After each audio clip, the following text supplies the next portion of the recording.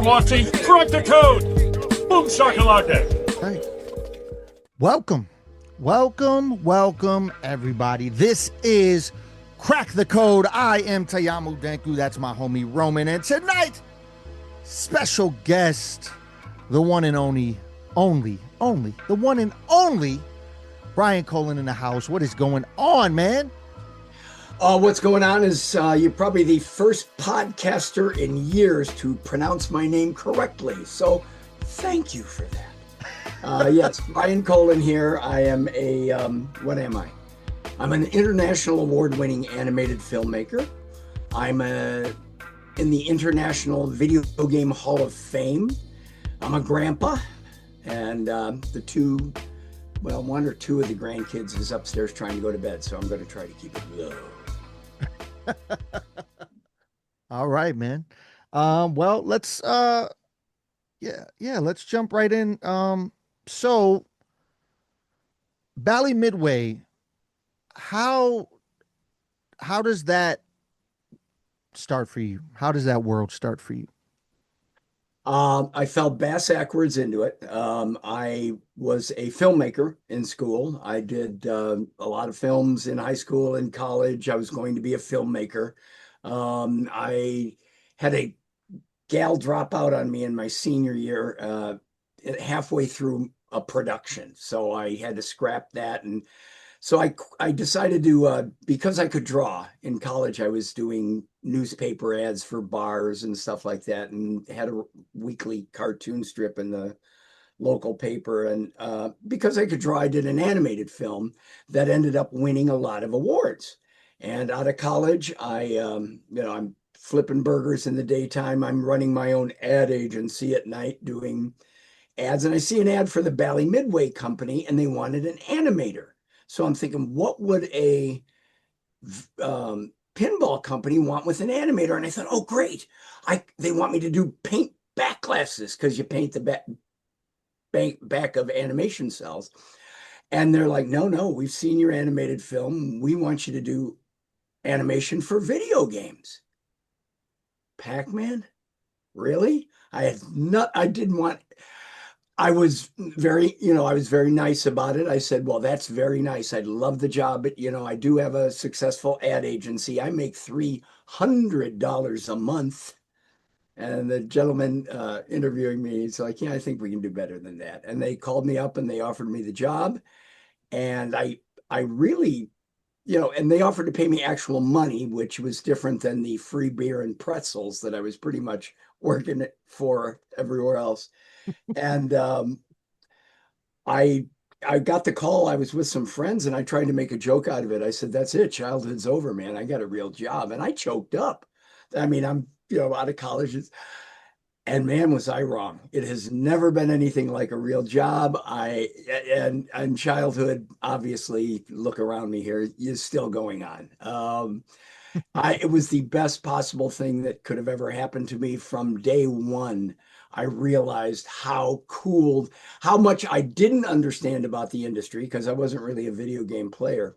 And the first game I got to work on was Discs of Tron, which was the sequel to Tron, that had this big environmental cabinet. You stood up in it, the speaker, the sound was incredible. The look was 3D, and I got to do all the screen art and animation. And the programmer was a really great guy to work with. Bob Dinnerman was the programmer on that. And he let me, I discovered that part of what I got to do, which was an added bonus to just creating the animations, was, hey, this doesn't feel quite right. What if we add this here? And he was really good about saying, okay, yeah, no, that'll fit, or that can work, or I like this, or let's do this. So the design part of it came in from the very start. And at the same time, I'm working on other games. Spy Hunter was like technically the second game. I'm working on that as the same. So I'm getting to work on games that eventually, although I didn't know it at the time, would become big selling classic arcade games. It was wonderful. I have been so lucky. I have been blessed. I mean, I have completely been blessed. And that was in 1982, for those who do math. I've been doing this for a while. It's the year I was born. Oh, well, there you go. There you go. Uh, A very fortuitous year then. Yeah, yeah, yeah. Did you actually like the Tron movies as well, since you got to work on Tron as the first game? I hadn't seen them. In fact, this was a new development in-house development group for Valley Midway. They bought Pac-Man from Japan and stuff like that. They formed a small development group and they did the first Tron game. And so they all knew the movie backward. And then they're talking to me about this and that and the other and Sark. And who's the hell Sark? I don't know who Sark. I didn't know the movie. So I had to kind of play catch up with that. But the movie was established, the first game was established. In fact, Discs of Tron was supposed to be in the first game, but the programmer was such a perfectionist. He's like, I need this to be perfect. I believe it's one of the reasons I was hired, because I was an animator prior to going into video games, and I understood the movement, and they wanted a real animator. Like I said, it was just really lucky. So no, I didn't know anything about the movies then. Know a lot more about them now, but yes, uh, didn't know Yeah. nothing. Short answer was no, I didn't know nothing. Roman, you got some? Those animations were amazing in Discs of Tron. That's one of my favorite games too, growing up, and just even the little subtle when you're on the edge and he's shaking and stuff like that, and Well, just the and that was blocking a design animation. thing. That was, like I said, little things, but originally, when I'm working on it, the guy goes to the edge and he immediately falls off, and you don't really know. And it's like, Bob, what if I had a little animation where the guy is, Yep. "Ah," and and the amount of we had very little art space to work with. So little and simple animations like that, the runs back and forth and the tottering, that's only like 2 or 3 frames of animation. But it worked. It worked in that era. And it got the point across to the players to give the player a second of warning so he could pull back. And so being an animator, it was fun all day creating the stuff and then adding to the design and the gameplay to make it more fun for the player was just an added bonus. Yeah, that's awesome. Just touching on the limitations of certain, games at the time, I do remember or recall hearing something about there being a scene with a jet fighter in Spy Hunter that was completely cut out due to limitations. Just I'm going to say no, no way. But that Spy Hunter was started before I joined. It was already in development, so that may have been talked about. But I can pretty much assure you that went nowhere, and it might just be a story that somebody maybe suggested it at that time. When I started working on Hunter, the main car wasn't done yet. There were just very simple, car looking blocks. And there were at that time 3 animators at that time, myself, Kevin O'Connor, Sharon Barr Perry. And then we have fourth one, Steve Olstead, joined the team. And again, with that game, the programmer was Tom Leone. He had he was really lucky. We were a small group back then, and we were outside the main factory main offices. We were like almost a little trailer. It wasn't a trailer, but it was a little building off to one side. So management left us alone. And it was beautiful because all of us, there were 5 or 6 programmers at that time, all working on different games. And we were all very peer to peer. There was no one who was the boss. There was no middle management. And the main guys barely ever came over. So it was a bunch of kids peer to peer going, can we do this? Who's going to stop us? It was great. It was wonderful. Spy Hunter ended up with a lot of, I think the original concept, I'm not sure who came up with it. I could be wrong, but I think it was it was probably George Gomez. George Gomez was technically a mechanical engineer. He did the design, that cool Gorf handle that you used in Gorf. But he was also kind of the heart of the development team in a lot of ways. He and Sharon Perry both were. And they would relay stuff back and forth to the top guys. But I'm not sure 100% if he was the had the concept of Spy Hunter where it came from, because that started before me. But a lot of the things that ended up in Spy Hunter came from the animators. Hey, we're doing this. Why don't we add a helicopter? Hey, this just repeats forever. Let's add a river and change all the weapons into something else and change the car into a boat. So a lot of that stuff just came from us, and it was very organic. Tom Leone, the programmer, was very open to suggestion, and he was meticulous about tuning. And for those that don't know the phrase or what it means in terms of video games, tuning is the difference between this works as designed, or this works as I've been told to make it, and this works exactly as it needs to, so it feels right. You're between the audio and the video and the animation and the programmer puts it all together. And if the programmer doesn't tune it, it can look great, it can sound spectacular, but if it doesn't do just what the player wants, and some programmers were great at tuning, some were not. Tom was really good at tuning it. Bob Dinnerman was really good at tuning his game too. So both of those, hats off to those guys. They did a tremendous job. Yeah. Where does the concept and idea of Rampage come from? I get asked that a lot, as you might expect. It's not from where people think. It's because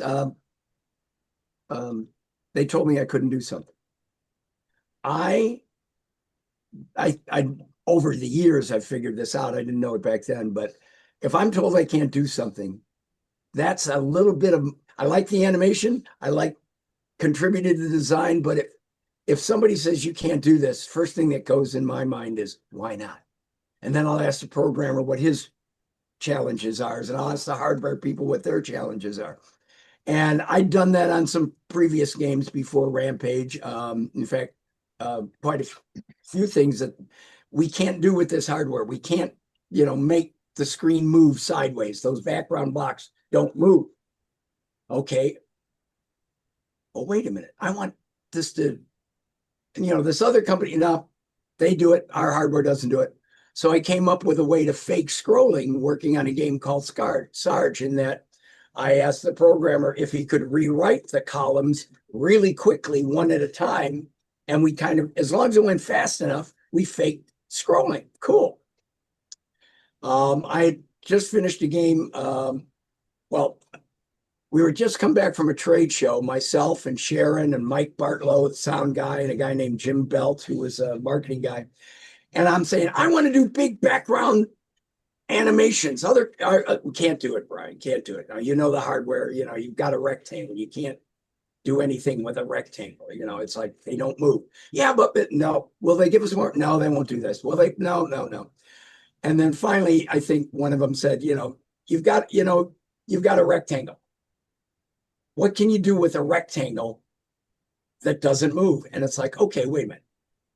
A building is a rectangle. And I figured out how to scroll the screen. If we just scroll one section down, that's a building collapsing.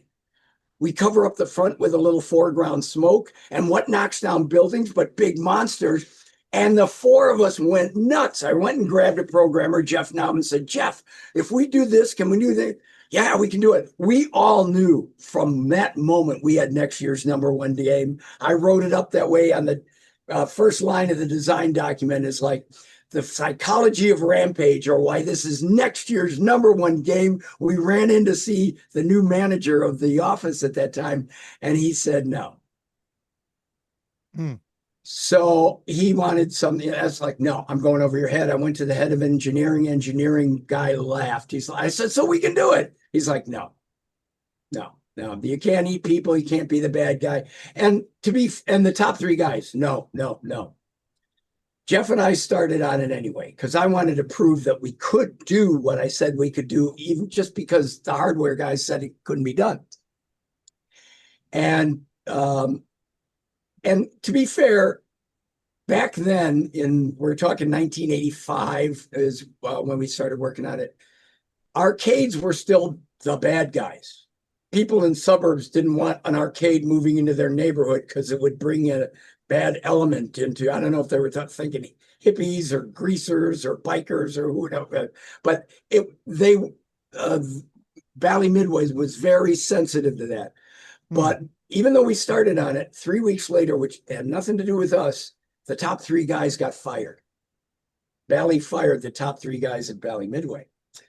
And the new guy that was coming in came from, his name was Maury Furchin. He came from Montgomery Wards. He was the president of Montgomery Wards. He sent a memo around saying, I'm starting next week. Don't anybody worry. Just an upper management change. Everybody's job is safe. I'll be there on Monday. I've got an open door policy. And you can probably guess who was sitting outside of his door on his first day at 8 a.m. with my back against his door. And he just laughed. And I pitched him Rampage. He said yes. And as they say, the rest is history. It went on to make more money than any video game had ever made to that point. So yeah, that is where Rampage came from, basically. And the concept, everybody thinks the concept came first from the idea of the monsters. So like it came backwards. It was, what can we do with the hardware to get something more out of this hardware than they think is possible? And then that the ideas, just, we all knew immediately that it was going to be, that's what we wanted to do with it. Do you have a favorite character? Well, I should probably point out at the beginning of Rampage, those little human photos at the beginning, George turns into the ape, Lizzie turns into the Lizzie, and the guy at the bottom turns over into Ralph. And because of, environmental issues, toxic hot dogs and stuff like that. I was George, my wife was Lizzie, and programmer Jeff Nauman was Ralph. And so if my wife was here, I would say Lizzie, but she's not. So George is my favorite guy, of course. That's awesome. Yeah, Roma, you got something? No, I was always curious too about that game, like how some of the mechanics worked. I do kind of recall something with the characters, like when you grab a person or just one of the random civilians, like they'll keep some of them and not like do stuff with them. Is there something to that, or That was by design. One of the things, that hardware was we couldn't do much, but we could do a lot of little things. So we didn't even have enough art to do 3 characters. I'll tell you how we figured that out if you cared to. But so all the surprises behind the window was what I felt would keep people laughing, keep them guessing. Do I eat this? Do I not eat this? Do I grab the guy off the toilet and eat him? And do I hit it a second time? I get a face full of toilet water, and knocks me off the building. So all that little stuff was part of the fun of making it. And then at some point, Jeff Nauman, the programmer, and I and Mike Bartlow, 3 guys did that game in about 9 months. And it's like, as something different, hey, you grab the girl, if you're George and you grab the girl in the red dress, you won't eat her. Automatically, you just hang on to her. And what you had to realize as a player, if you punched, you drop her. But if you just hung on to her and climbed around for a while, all of the army, the police, the soldiers, the helicopters would stop shooting at you while you were a hostage. And oh wow, I think Lizzie had a businessman that she would grab, and Ralph had a guy in a yellow shirt. I don't remember what he was supposed to be. But that little stuff is what kept players, one of the things that kept players coming back again and again, because there were 768 levels in that arcade game. And every one Jeff made sure was different, even though they looked the same and had different configurations of buildings, but they were never the same level twice in 768 levels. There were only 128 cities. We repeated those, but there was a lot in that game, and we wanted you, because you could buy in. This was a game where one of the early games where we let you buy in. And by design, we knew I wanted to do a 3-player game. So by design, we knew you weren't necessarily going to be playing with your buddy like you do on a two-player game. There may be a stranger or two strangers around you buying in while you're playing. So by design, there was no wrong way to play Rampage. You could fight, you could cooperate, you could accidentally hit your friend. And and I didn't want anybody to die. There was something about people saying, oh, I died in that game. I thought, no, this is a game. This is fun. This game is about laughing. You're not going to die. You turned into a little naked human. I don't know if you guys remember that, but they crawled off the screen. Oh, yeah. And I mean, and we got bad press for it, which was great because any press is good for us. But, I saw headlines saying nudity in video games, But if you got your next quarter in before your little human got off the screen, you got to keep your score. So that way we got kids digging for that next quarter as fast as they could. And then what we didn't count on, what was even better, is the other two guys that you're playing with are going to go, Joe's naked, eat him. So now you're digging for that quarter even faster. I've worked on over 90 games. I'm still making games today, but the arcade days were the best. George Gomez said it best, I think, and I'll quoting him or plagiarizing him. We had two customers. The guy that bought the machine and paid $4,000 for it, $5,000 for it, he wanted the player off in 30 seconds so somebody else could go up. Player with his quarter or his, handful of quarters that mommy gave him, he wants to live forever. And it was our job to make them both happy. So that was those arcade days. And then the last couple months that you're working on a project, even if it was only a 9-month project or a 10, 11-month project, we're in the arcades, standing in the back in the dark, watching kids play. We could see what made them laugh. We could see what ticked them off. Why did he walk away? Why did he not come back? That testing in those days was real because you could see their faces, you could see their eyes. Since then, focus group testing and, reports from marketing, I always want to see who's playing the game as much as possible before I let the game be called finished. I'm sorry, I rambled off the subject there. I do that a lot. Please stop me when I do that. Oh, no. Stop me. Have you heard of any like game sharks or game geniuses that have actually only used one quarter to get through all the levels of Rampage? I didn't know there was that many levels, to be honest. Yeah. Well, and then it's not in the home games, but in the arcade game, we did 768 levels. And because we were pushing that hardware to the limit, we knew nobody would ever get to the end. And we knew. And so all that happens at the end of that original arcade game is the monsters, when you get to the end of the arcade and reach the end of 768, all they do is go, arg, and that's it, and it starts over. And what we didn't count on was because there was buy-in and arcades were open from sometimes 9 a.m. till midnight. If people bought in all day, people actually got to the end of the game in the arcades in the first months. And we got so much crap for there not being a big ending at the end. So in Rampage World Tour, 10 years later, we put a ton of hidden stuff in. We gave them a big movie at the end. But in that first time around, we didn't count on the fact that people would actually get to the end. So, and no, I don't believe it is. I know it is impossible to get through on one quarter. If you eat all the right stuff, your health goes up. If you don't never get shot by anything, theoretically you can live longer, but not with, eventually those barrage of bullets are going to take you down and you're going to slip up somewhere, whether it's getting knocked off a building or somebody punching you from another player punching you.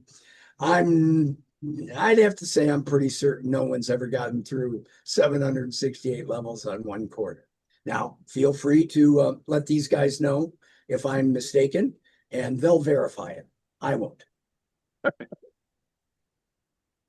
Oh man, yeah. So I definitely played that in the arcades. I definitely owned World Tour, and I definitely played uh the other game that stands out that you created, Arch Rivals. Um, Arch Rivals was I'd done I worked on some games where I enjoyed the idea of controlling multiple characters. So, like in the tank game, Sarge, Jeff and I did a tank game.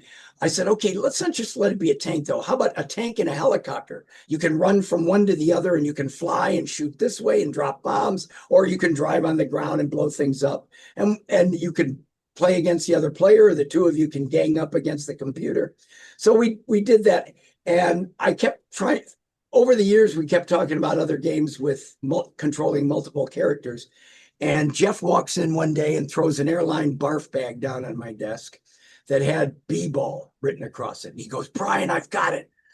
We're doing a two-player game, or you're controlling multiple characters, and that'll let you, and he got really excited. That'll let you do real basketball strategies, not just random programmer stuff that calls itself basketball. You can pass, you can call for a pass, you can shoot, you can jump up and block, you can do a pick and roll. And I'm like, Jeff, hang on. What's a pick and roll? I'm 5'9", you're 6'2". It's like, and it's like we both got very excited about the gameplay that we were coming up with.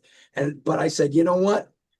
I know basketball players are going to love this. I said, but we've got to make the kids in the arcade who may be 8 years old or 4 feet tall or girls or whatever, but we've got to make it fun for people that aren't basketball fans. I know basketball fans are going to love it. So for me, it was fouls. The punching in Rampage was a hit, pun intended. So for me, it was like, okay, we've got to be able to let one player punch the other guy right in the face, steal the ball. We've got to let them tackle him when they're running behind him. We've got to let the dog sitting next to the referee pull the guy's pants down if he gets too close. We've got to make players laugh. And the personal fouls for me was what Arch Rivals was all about. And it's why we came up with the name, because, and then did a marketing thing because I liked coming up with stuff that nobody else had ever done. So in the game, the arcade game, we let the operator know that who bought the game, he could change the colors of the uniforms and the names of the team. So he could put Homewood Flossmoor High School against Hillcrest High School and have their team colors in their local arcade to get the rivalry of the kids in the arcade to do that. So we had a ball with that game, and we were about 3/4 of the way done with it. We had a few more months to go, and we were bought by our biggest competitor. Bally Midway was bought by Williams Electronics, Defender, Joust, the guys across town.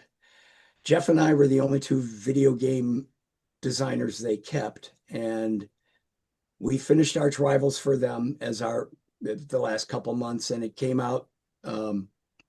And I'm delighted to report that I just found this out like last year, even though it was rumored back in the day. The sales from Arch Rivals single-handedly paid for the buyout.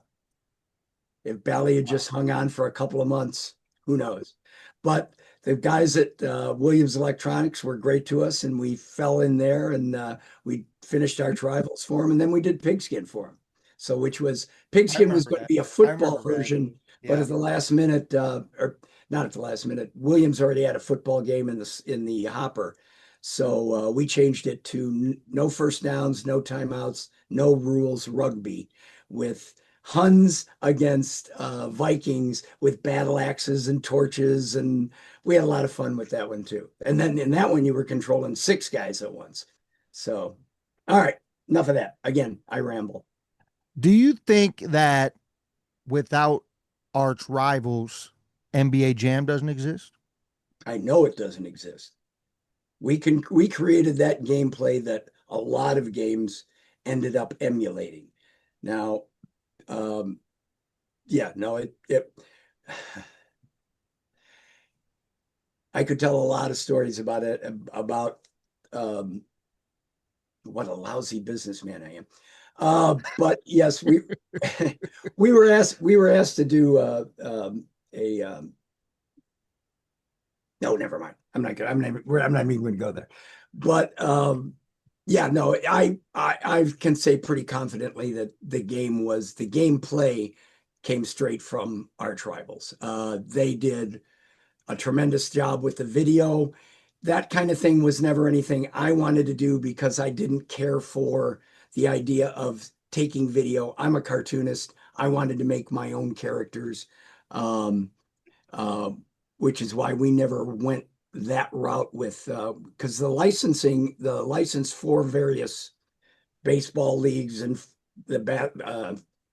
basketball, baseball, and football all came into Bally. Some of those while we were still working as employees for them, and later as we were working as independents for them, that came our way. But I always wanted to keep the cartoon in it. I wanted to keep things fun for me. I'm kind of selfish that way.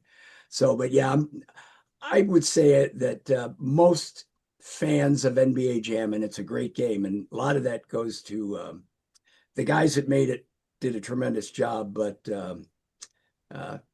Mr. Boom Shakalaka, Oh yeah, Tim. Kitzrow, his voice sold that thing. He just nailed it. So yeah, that again, I'm rambling. Yeah, thank You're you. good. You're good. Roman, you got something? Yeah, just touching back to the animation and the film that you worked on, I did get a chance to see In Search of a Plot. Okay, I that's was kind of ancient, man. kind of curious to know your inspiration behind that. It was like I said, I had a film that went belly up halfway through, and back then film cost money. You had to send it away. Animation was something I was taking a class, and the teacher, Lauren Cocking, was great. He's like, no, just do it as your own senior thesis film. You can do whatever you want. And I figured as long as I'm doing it, I might as well show off as many things as I could. So I did cell animation and I did paper cutout animation. And excuse me, I wanted to show as many stuff. So it became, as you know, as you've seen it, it's a movie about, it's called In Search of a Plot, and it starts as a horror movie. And then and it fades away, and you see a filmmaker smoking a cigar in his easy chair going, but horror films are this way. Maybe I should do this. And then it goes to a Western, and then it goes to a love story, and then it goes to a porno, if you will, about bricks. There's, brick copulation, whatever. The and I just wanted to show off as many things as I could. I had a great the music for that was tremendous. It was just a lot of fun to do. And apparently in the film world back then, it went around the world and won a lot of awards. It won at least 6 different, I got to visit the Playboy Mansion on one of the Playboy sponsored one of the awards ceremonies at Paramount.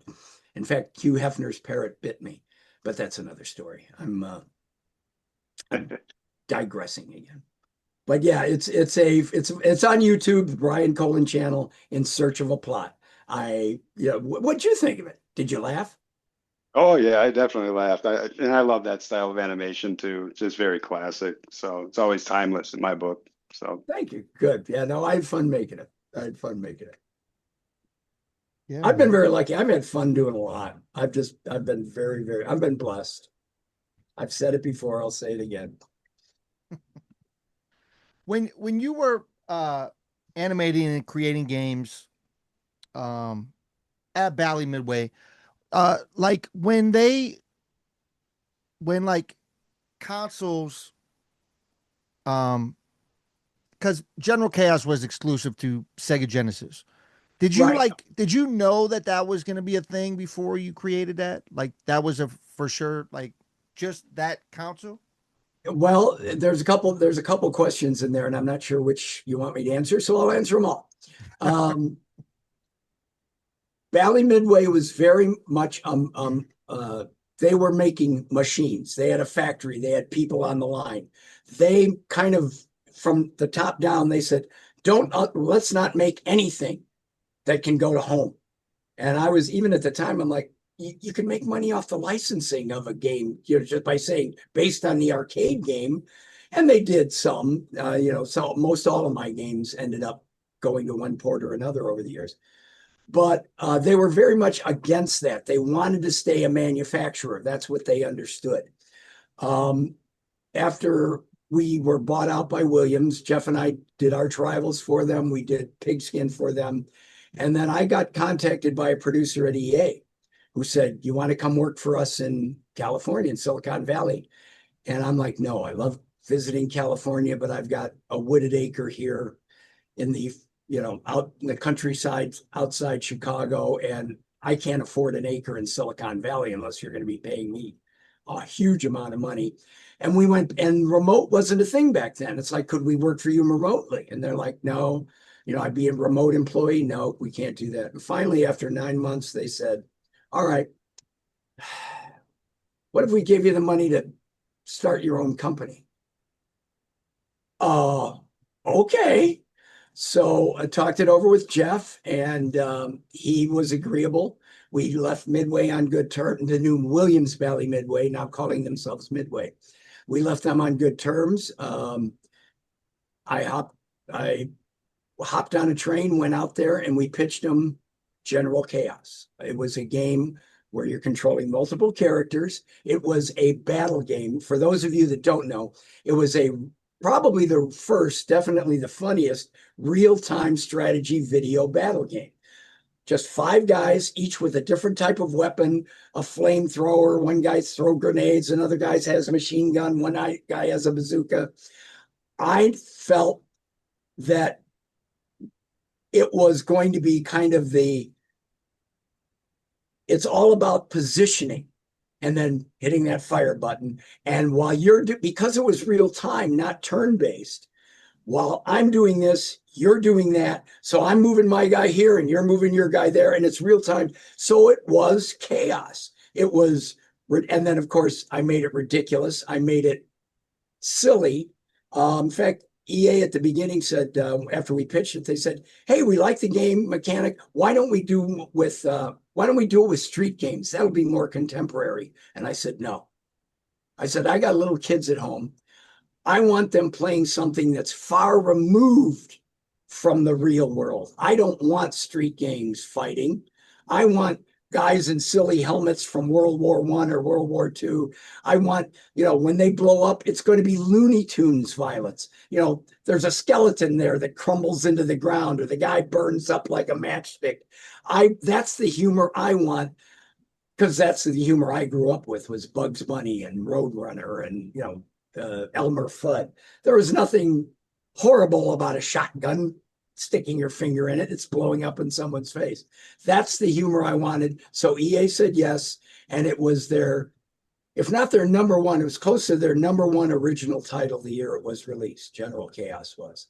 And oddly enough, even though I'm known for making games like Rampage and Rampage World Tour than General Chaos, I got more physical paper mail and email over the years from General Chaos fans. There's something about that game that just really struck a nerve, because it was chaos. And then there was a 4-player adapter, so 4 of you could sit down at once and all go shoot. It was nuts. What was the question again? Oh no, you got it. Is that being that you got a lot of physical mail and a lot of it was like that sleeper game kind of, is that kind of why that's the sequel you're kind of going for right now? Well, thank you for bringing that up. Yes. Actually, I am currently working on Major Snafu, General Chaos Major Snafu, which is a remake. I am working on that because it was on the Sega Genesis with a D-pad, and I always thought there was so much more, if you could go, you go here, you go here, and they walk by themselves to get there, or at any time you can grab one guy and control him directly, because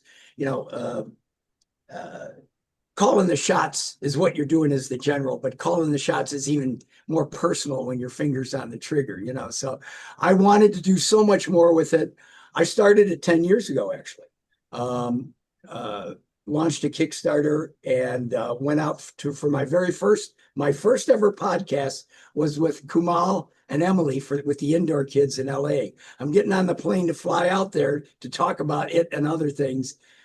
And my doctor called me as I'm getting on the plane and I've got cancer.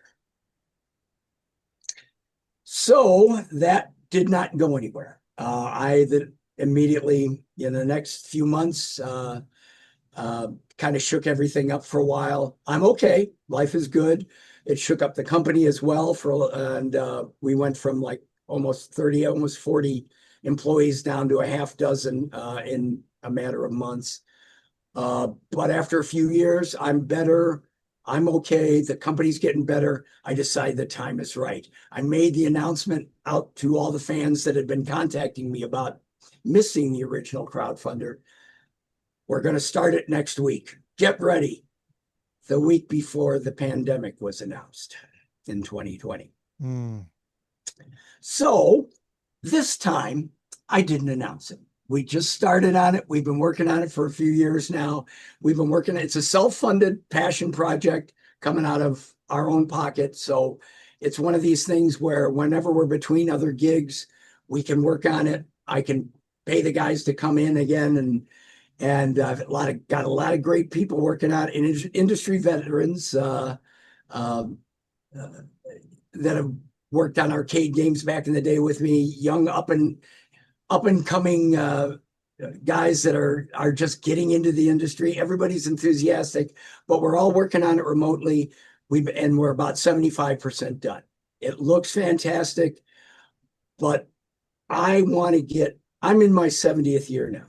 I want to get everybody into one office so we can finish this up in the next 6 or 7 months rather than before my grandchildren grow up. So I'm doing a crowdfunder. It's going to launch here in the next week or two.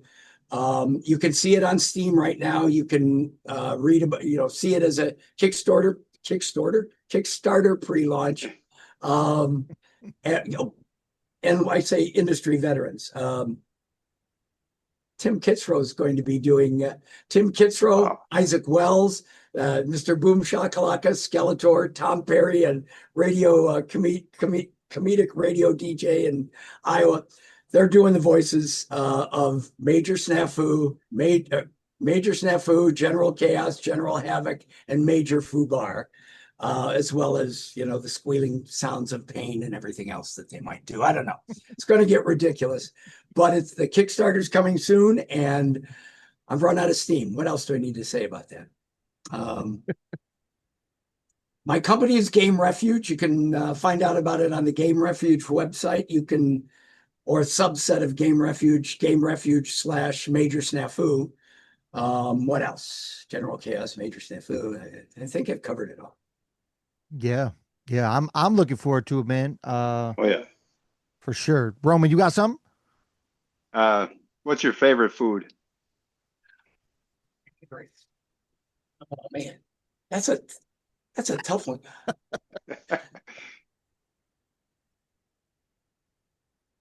Eggs, bacon, sausage fried in pork fat.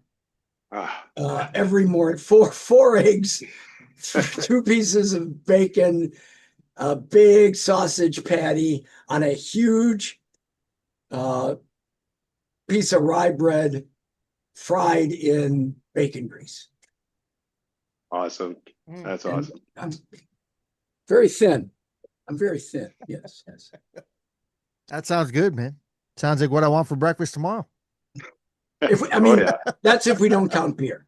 I mean, if we count beer, that's got to be number one. But as an actual food, I'm going to go with my big breakfast.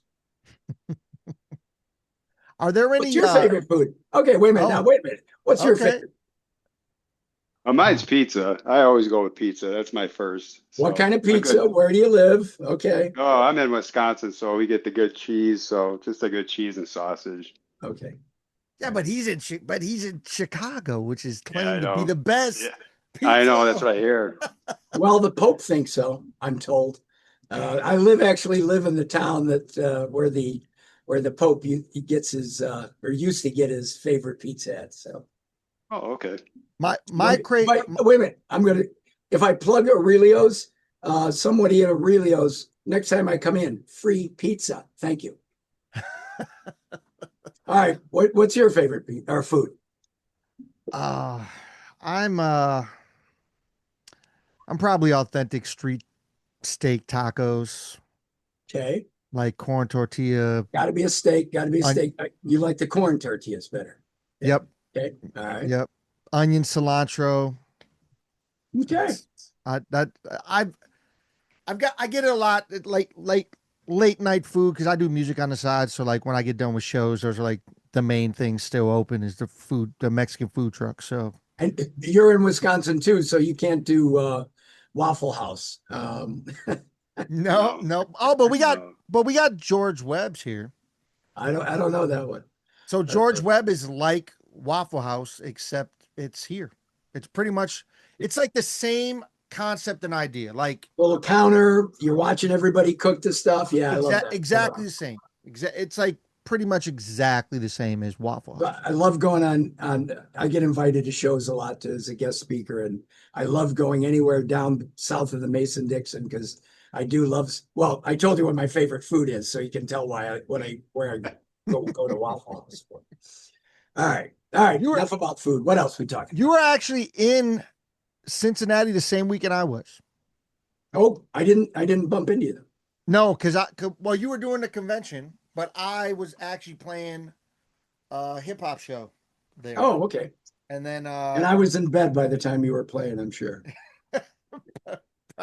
Potentially, probably, yes.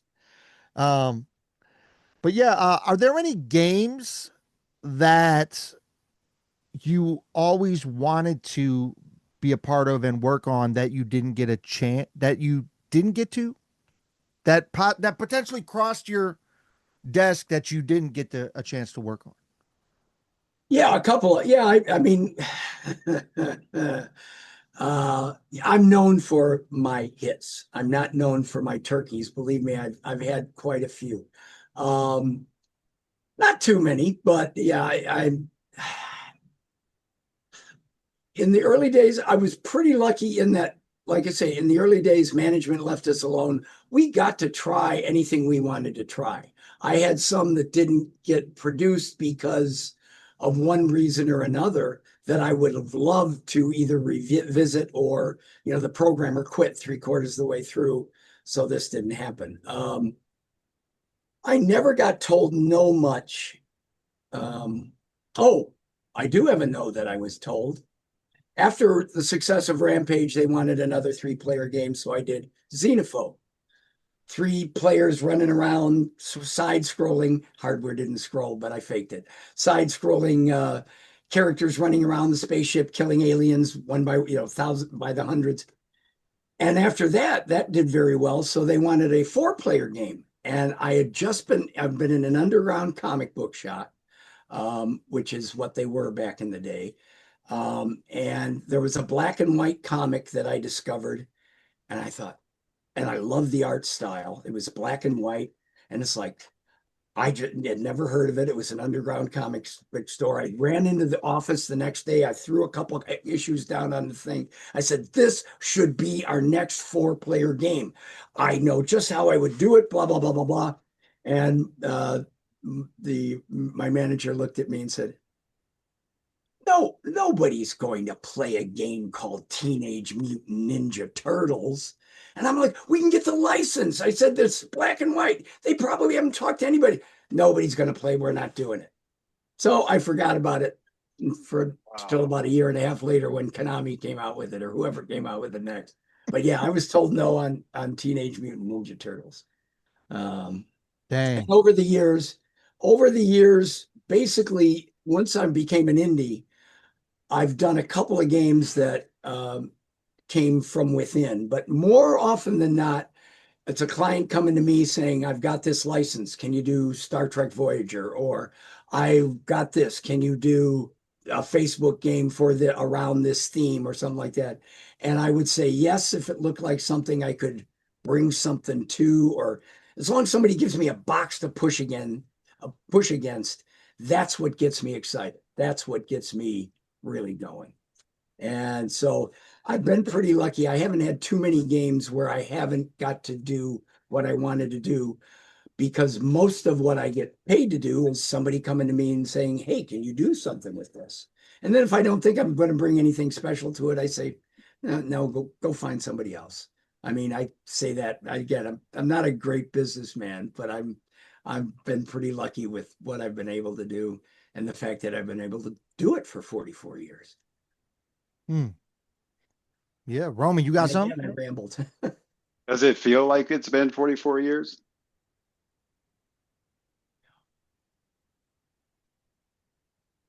I didn't notice it go by. How about that? I didn't notice it go by. There are times when it is work. There are times when it is aggravating. There are times when, I mean, what I know about contracts now is great. And I learned that from 90 contracts of getting 90 times of getting bent over a chair a way you didn't want to get bent over a chair. And then you learn not to do that the next time. Yeah, there have been high points and low points, but for the most part, no, it hasn't felt like 44 years until I'm asked to remember something specifically that was, 42, 438, 27 years ago. It's like, Yeah. I'm not sure. Let me go check my list here and see if that's something I actually did. And it's been different enough. I mean, I've done casino games. I've got patents in the gambling industry. I've done ridiculous games. Land games were my favorite working on for a while.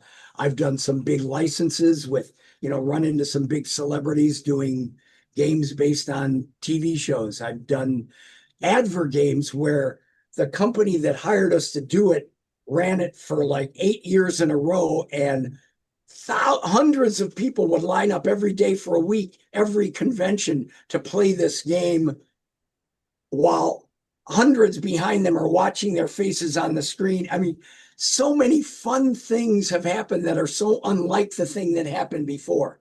Because I'm not one of these, as a company, Game Refuge has never been one of these companies that says, okay, we're getting behind this and we're just going to keep doing these types of games, or getting behind this engine, we're just going to keep doing this. It's more been, you want us to do this? Wonder what we need to do. The best thing we can do for you for that budget or in that time frame or for that audience. And that's kept it fresh. I mean, I wish I could say it was intentional, but it's just the way it's been. So yeah, the short version is no. Yeah, yeah. Time's gone by. It's just like yesterday. Yeah. What do you think about the state of how games are now compared to how they were from the era that you started in? Like, do you think people are missing out? Because there's kids growing up that, I mean, yeah, sure, there's arcade conventions and stuff, but there's not arcades like there used to be Not back like in the day. Now people just download a game on their console that costs like $1,000.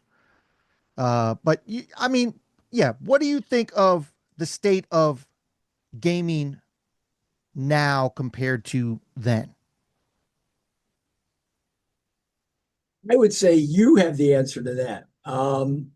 Because yeah, it's nothing like then. It's nothing like then. Back then, you had 75 cents that you got from, well, my age, bring deposit bottles back and get your 2 cents a bottle. You have 75 cents that your mom gave you, or your $2 for allowance, and you're in an arcade where that is 8 games or 3 games or whatever it is. That quarter meant something to you. I don't care if you're 8 years old or 15 years old and you've got $10. That quarter meant something because you only had so much. You only have so much time. And it was a social place. You're looking at what this kid's doing. You're seeing how that kid's doing. You're asking questions. You don't necessarily know anybody, but you don't mind asking. And some guys will ignore you. Some guys will talk your ear off, like me. But it meant something to you. So now when I go to conventions, my fans are not, I mean, I love the fact that I have kids for fans, but as often as not, they're the grandkids of kids that played the game back then, or at least the sons and daughters, because it meant something to you if that game entertained you. And once home games started coming in, they didn't give a crap whether you played their game or not. All they wanted to do was sell it, and that was it. You bought it, you liked it, maybe you played it a lot, maybe you didn't, but it didn't mean the same thing as that one quarter that you said, oh, I got to play this again. It meant something to you. So that on one level, that's how games were then. And even with arcades coming back, a lot of them are like 15, $20 play all day. And that's not the same. So arcades won't be the same unless you're putting a quarter in. And other games, I mean, over the years, I got into the first Wolfenstein with its fake 3D, and wow, is that cool? And Doom, they're not really 3D, but they faked it, which appealed to me as someone who liked faking stuff in those days. And then Duke Nukem, and then Unreal Tournament, and LAN games became everything for a while. And, LAN games were great. You could hear your friends scream. I mean, the office days at Game Refuge, when I've got half dozen animators, it's 3 o'clock. Okay, we better start testing this LAN game we're working on, and then we're laughing and screaming for the next 2.5 hours. Those days were great. We won't see those again. I mean, LAN groups will get together and everybody will haul in their computers, and it's, they can do the same thing.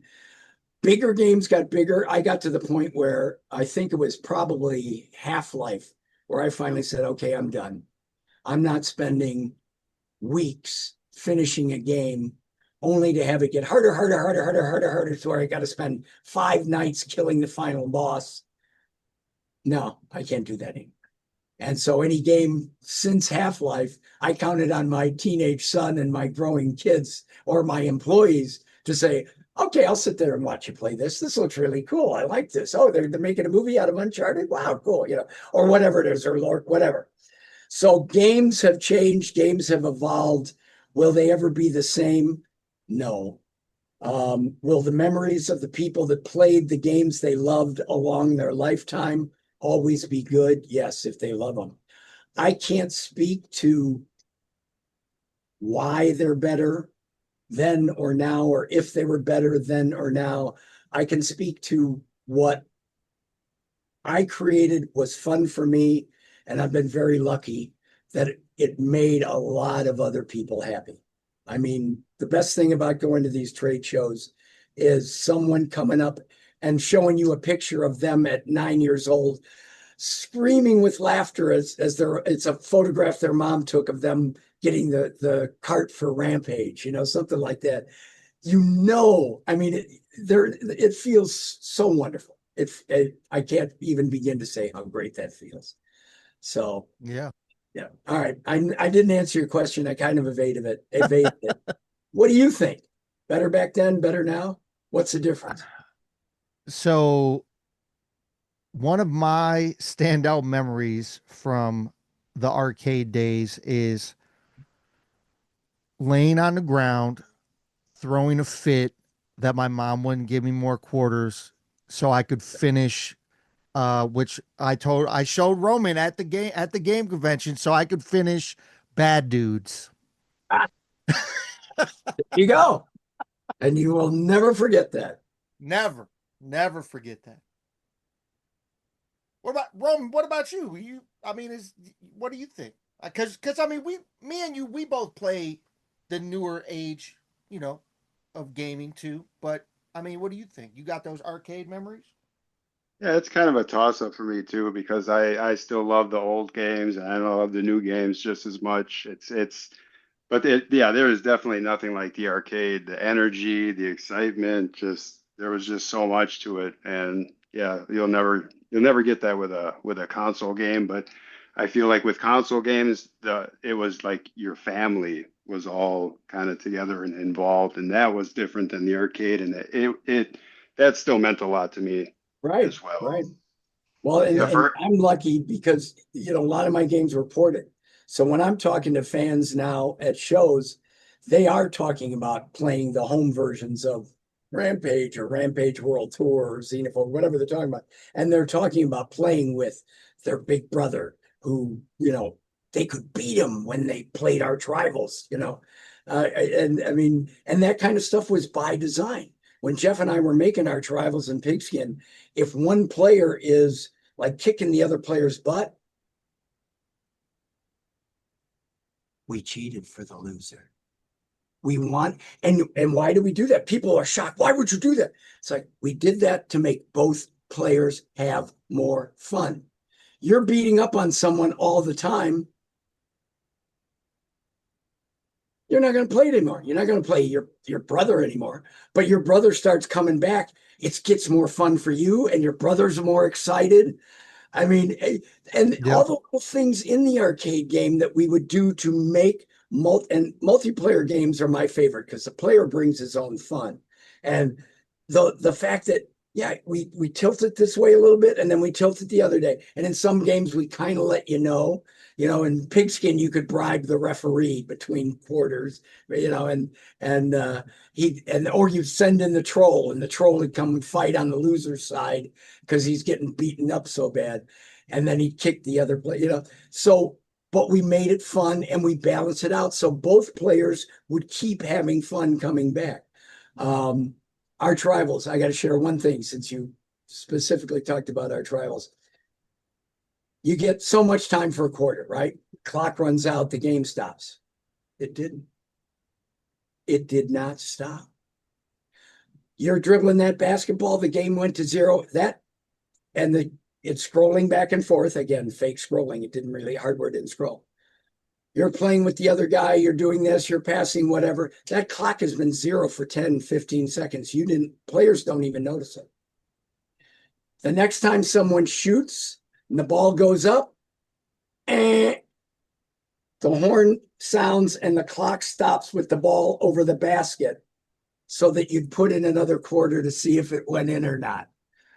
We were snaky that way. And again, Arch Rivals made a ton of money.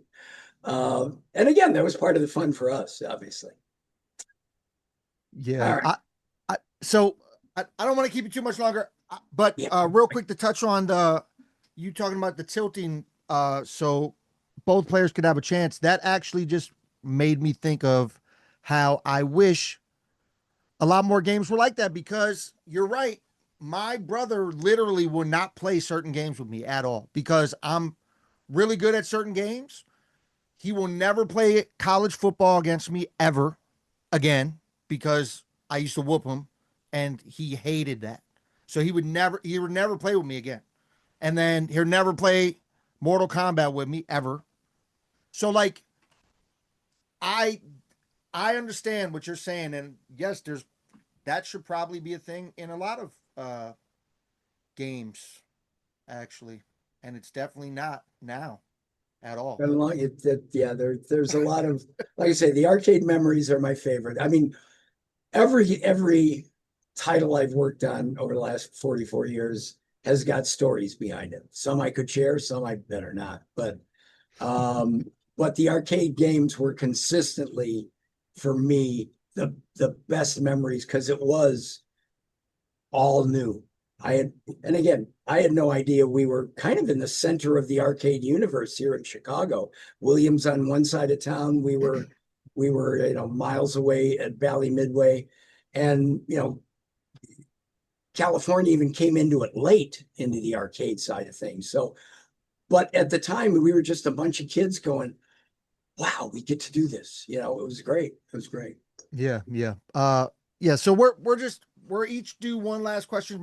The one I wanted to touch on, we talked on the previous Zoom call we had, and I actually forgot that I wanted to bring it up until right now, but since we're We were talking a bunch of Rampage. How excited were you when you found out Rampage was turned into a feature film movie?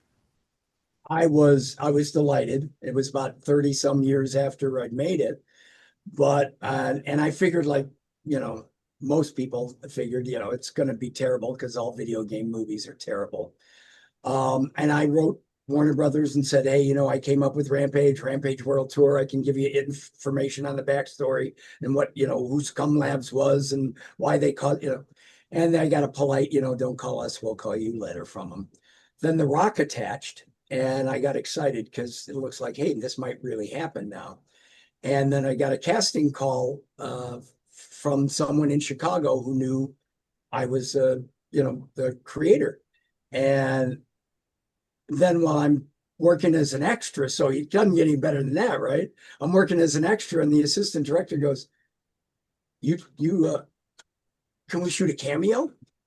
Doesn't get any better than that, right? Then a few weeks later, I get a call from a producer who says, "Hey, you're my employee now. Since you're an extra, you want to come down and meet everybody at the studio?" It was fantastic. They were all great. The Rock is the nicest guy. Well, they were all great. Naomi, I got to see everything that was going on during the last week of shooting.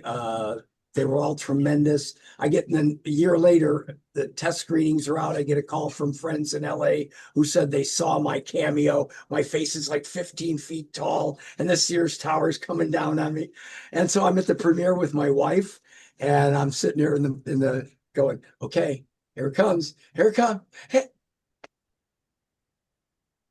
At the after party, the first thing the producer says to me is, "Sorry, Brian, Warner came in 3 weeks ago and cut out 30 minutes, but you ended up on the cutting room floor." So that wasn't ideal. But then they did interview me on the DVD special features, so I forgive them. And it was a riot. It was so much fun. And we haven't got the time. I know we got to be done here in another minute. Otherwise, I'd talk for an hour about this. It was a ton of fun. Yeah, Roman, you got one last question? Yeah, just what is your feelings on video game preservation? There's no feeling. It's a must. Keep it alive. I mean, I'm here near Chicagoland, so Doc Mack at the Galloping Ghost with his impressive, probably world's largest arcade that doesn't have any redemption machines in it. It's all just pure arcade games by his standard. I mean, he's getting them, he's keeping them. So many people are preserving them. I'm very thankful for the people that do. I hope that, in the future, I'm not fanatic about, hey, it's got to be a CRT. My art looks great on a arcade 1-up as much as it does on a CRT. But again, that's my opinion. Some people feel very fanatical about the purity of it. I don't mind restorations. I don't mind clean. I'd rather see a clean looking cabinet than one that's all beat up. And in terms of every other game that's out there, I love the fact that there are collectors. I love the fact that collectors have collections in the hundreds, in the thousands. And I'm talking, some of these are port collectors, and I'll go to show. I used to think I was a collector because I had all of my arcade games in the basement here. I had about a dozen.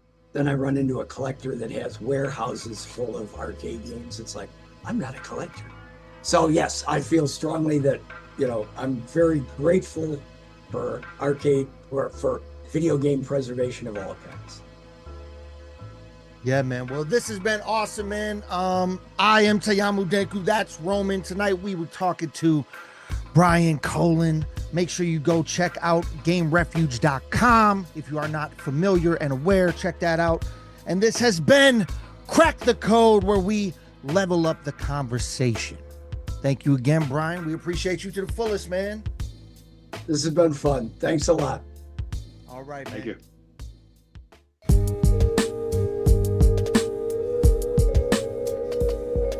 And you're watching Crack the Code.